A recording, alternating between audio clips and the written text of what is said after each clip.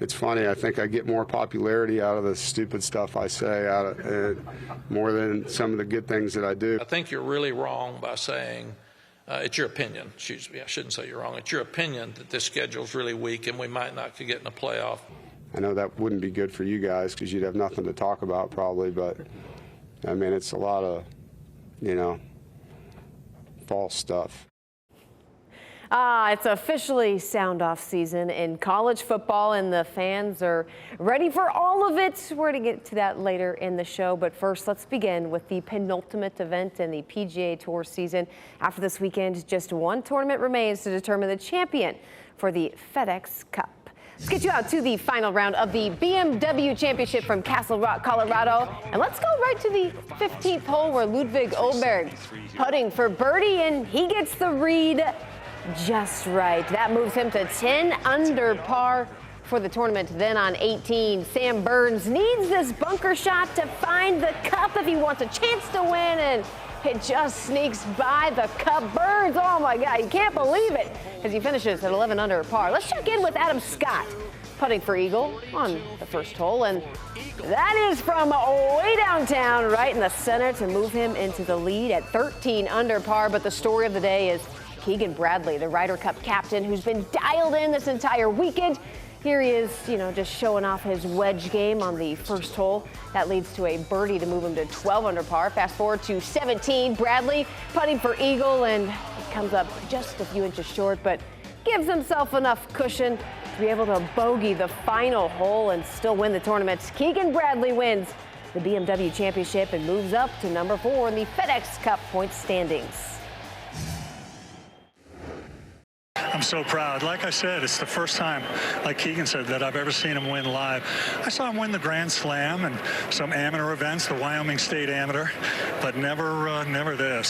So this is a very, very special day. Well, he taught me how to play. So he was a club pro his whole life. I went to work with him every day. And, fast forward to now, he got to see me win for the first time. So what a day.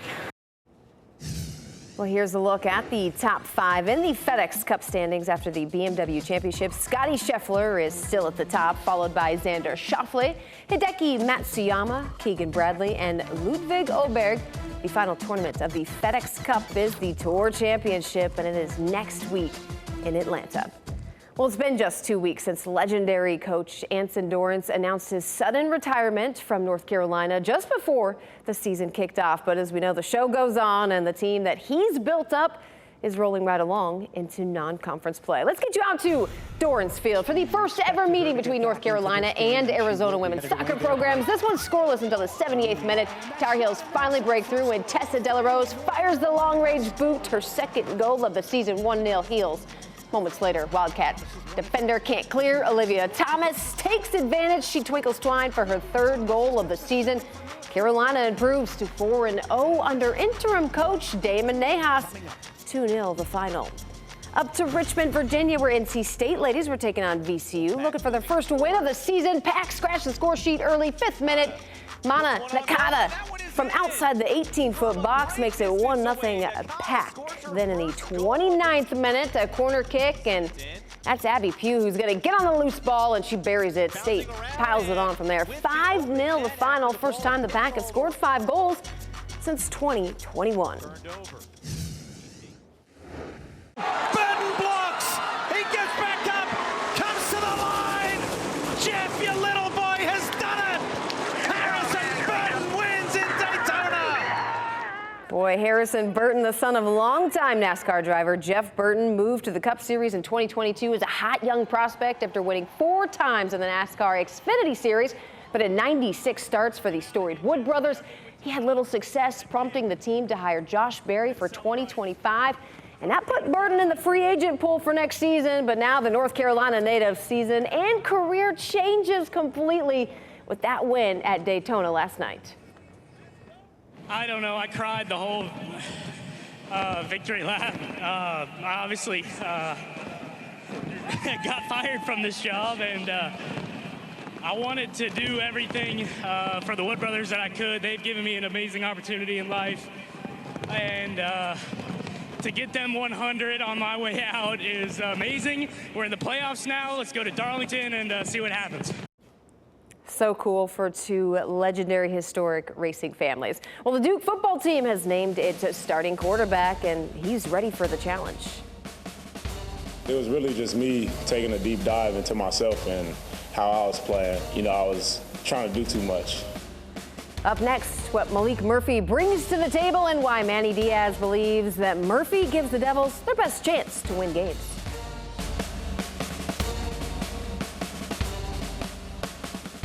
Well, get ready to fire up the grill, folks, because tailgating season is here. It's officially game week. NC State opening the season. They're ranked number 24, hosting Western Carolina Thursday under the lights at Carter Finley Stadium. Kickoff is at 7 p.m. Now it's a new quarterback in Grayson McCall, an overhaul in the receiver, running back, and tight end room, and we've got a defense looking to prove there's no drop-off. Life after Peyton Wilson. Now it's all been a chemistry experiment for Dave Dorman's group, and now game week, well, that brings out the truth. Doran feels a lot more games are lost than won, self-inflicted things. So that's something they've really worked hard on as a football program during full camp. And in fact, he says he doesn't know if he's ever spent more time on situational football. To be the best team that we can be, we have to put a premium on eliminating self-inflicted things, and that's execution and unforced errors. Is really what you're talking about. Things that matter, as you know, and it's really been a big thing here: turnover margin and explosive plays, and then the pre and post snap penalty piece of the game. And playing really good on special teams. Those are the things that we put a lot of time into. All right, well, tonight's extra social. Everyone, of course, has their own setups for tailgating at Pat games. Check out country music star and NC State alum Scotty McCreery. He posted this on Instagram. New bus got delivered just in time for football season. Better be on the lookout for that. Well, the Manny Diaz era at Duke gets underway on Friday. The Blue Devils opening the season against Elon Wallace Wade Stadium. Should be rocking for this one. It is a 7:30 kick in Durham. Now, through the spring and fall, Duke football had a quarterback battle, and on Monday, head coach Manny Diaz announced the winner, Texas transfer Malik Murphy. WRAL Sports' Luis Fernandez explains how Murphy earned the starting job. Grayson and Malik pushed each other really, really hard. And I would probably tell you 10 days ago, I'm not sure that we knew the answer. The answer to one of the most important questions a football team can answer: who will start at quarterback? The battle was tight throughout the spring and fall, according to Diaz, but Texas transfer Malik Murphy comes out on top. Again, there was some ball placement, some throws that we just felt like took us to a different level. Murphy said the competition made the quarterback room better. Grayson Loftus, Henry Beelan IV, and himself. To be in a battle itself is exciting, knowing that, there's somebody at the same level as you, pushing you to be the best version of yourself. Diaz praised Murphy's deep ball accuracy to push the ball downfield. For Murphy, he took the next step when he remembered he didn't have to make a giant leap. It was really just me taking a deep dive into myself and how I was playing. I was trying to do too much. Coach Diaz told me when I first got here, you just have to be you. And for Diaz, that means his commitment to the potential of Duke football. And we had to kind of re-energize the program, right? We had to sort of, get our mojo back. And so I felt that his commitment to us was a big statement of intent. The people behind our program who helped make that happen, the people inside the program, and most important of all, the ones in our locker room up here have to believe that we can continue to compete for championships here at Duke. Luis Fernandez, WRAL Sports, Durham. Well, North Carolina, maybe they're flying a little under the radar early this season. They're going to get out, though, to a road test right out of the gates. Tar Heels visiting Minnesota Thursday night. That's an 8 p.m. Eastern kickoff. That should be another good one. Now, with that game being an early one for Carolina, they've made in-game mode week since late last week. The Tar Heels held a mock game on Friday night where the team wore their uniforms. They went through situations that could come up in the game. even eating a pregame meal at 3:45 in the afternoon that they will eat on Thursday. Perhaps they even mocked up who starts at quarterback behind closed doors because, well, Mac Brown is still playing coy with the media on that matter, on, of course, whether or not it's going to be Connor Harrell or Max Johnson who will start at QB. Either way, you have two guys new to an offense and a young O-line, but despite being inexperienced on offense, Brown says having a new defensive coordinator in Jeff Collins who brings the blitzes from everywhere, that's really helped the group prepare. I think what you do is you stay simple. You try to figure out who they are in that first quarter, and then you redo your game plan. And that's what you've got to do. The first games are so much like bowl games because you haven't played in a while, you haven't tackled, you haven't been as live with your kicking game. So usually you've got to keep from losing those early ones until you can figure out how to win. Of course, we're going to have some other college football games that we will be following. NC Central opens the season taking on Alabama State on Sunday, September 1st. That's a 3 p.m. kick. Shaw will play against Elizabeth City. That's on Saturday, August 31st at 1 p.m. And Fayetteville State will take on UNC Pembroke on Saturday, September 7th at 6 p.m. All right, well, I warned everyone just last month, get out to the DBAP and catch a Bulls game because it was only a matter of time before the Tampa Bay Rays' #1 prospect, Junior Caminero, would get called up. Well, 2 weeks ago, the big league club made the call, and Caminero has not disappointed.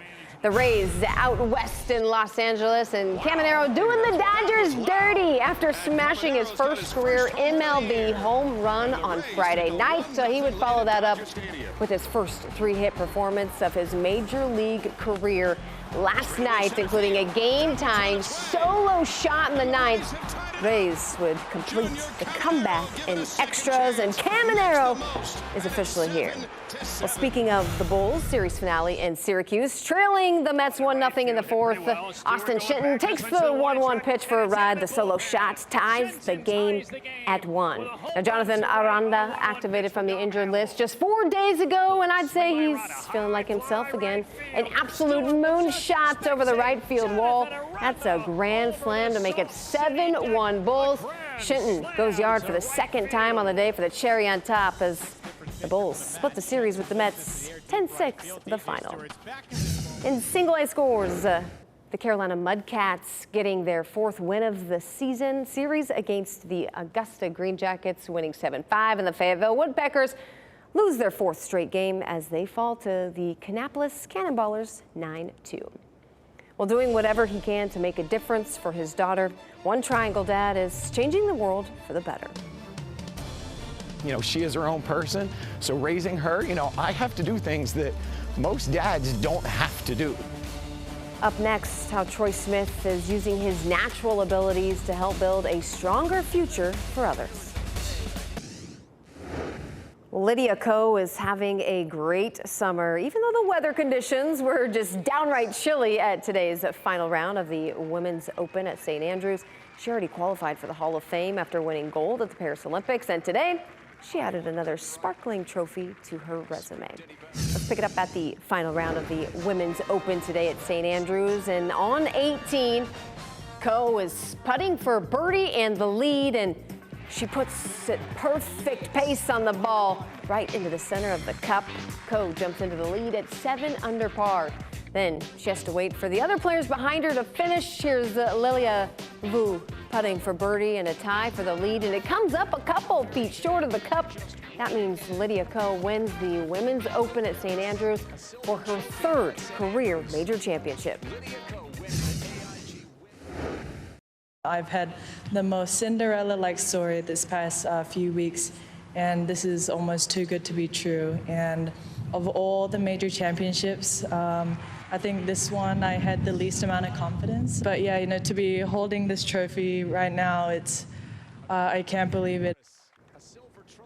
Well, 2 days ago, we had our first Football Friday to kick off our 44th season. WRAL legend Tom Suter began the tradition back in 1980, so we dug into the archive and found one of the classic Football Friday supercuts from 1993. Here it is, your Friday dose of nostalgia.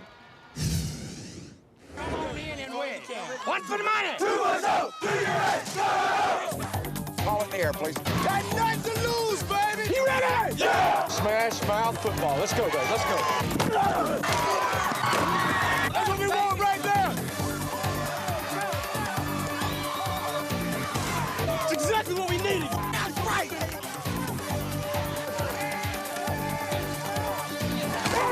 Put that on the news. For real.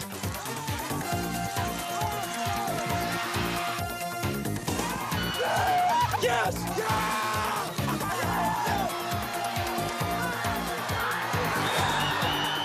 Give me somebody. Come here, 26. They can't hold us. Get on! Tom Suter, I want to know why we're not in the fabulous 15.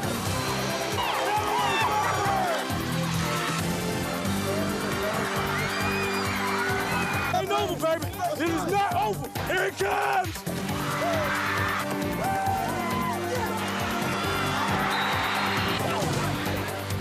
11 more seconds.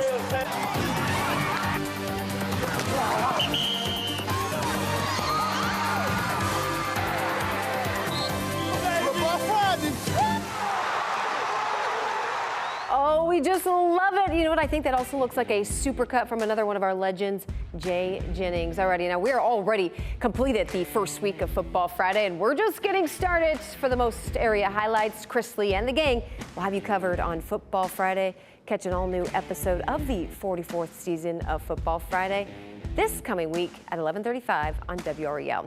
And starting soon every week, we are honoring new winners of the Tom Suter Extra Effort Award. So if you know a high school athlete who excels on the field and in the classroom, please email us your nominations to extraeffort@WRAL.com. Well, from an early age, Troy Smith and his wife knew their daughter was unique. As Pat Welter explains, now that she's grown up, they are trying to build her the future that she needs, 1 mile at a time. Well, for over 200 Sundays, I've poured my heart and soul into a show that I know at least my mom watched every single week, and well, that was good enough for me. But I've also received a lot of messages from people over the last few years saying just how much they enjoy it, and that's really what it's all about. But tonight is my last Sports Extra show. So in lieu of that, for my favorite segment, what it has always been is From the Vault. This one we're going to crack open, just 2 years ago when I suited up with the NC State Ice Pack for an incredible experience.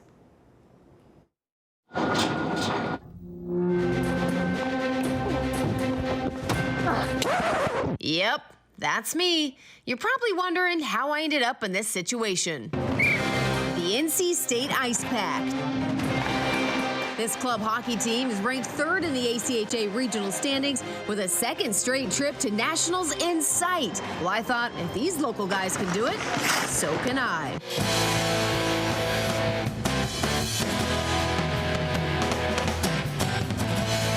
A few nerves as I was getting suited and booted, but my new teammates put me at ease. I think you'll be able to do pretty well. Let's go.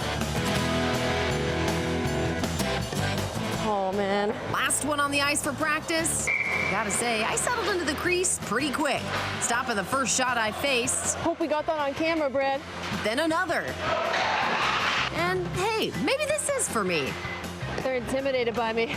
Then I got a little too cocky. Oh, come on. Oh, flagpole. I'm jonesing for some water. I've made it through a flurry of drills, but now it was time for my final test. A little mano-y-mano. Good butterfly. That was a pee-wee shot, though. Come on. Oh, she's chirping you. Next. I've seen that before. Didn't have me fooled. Now, my style might resemble something less than a beer league tendy, Hey, but somehow I've got a shutout going into my final shooter.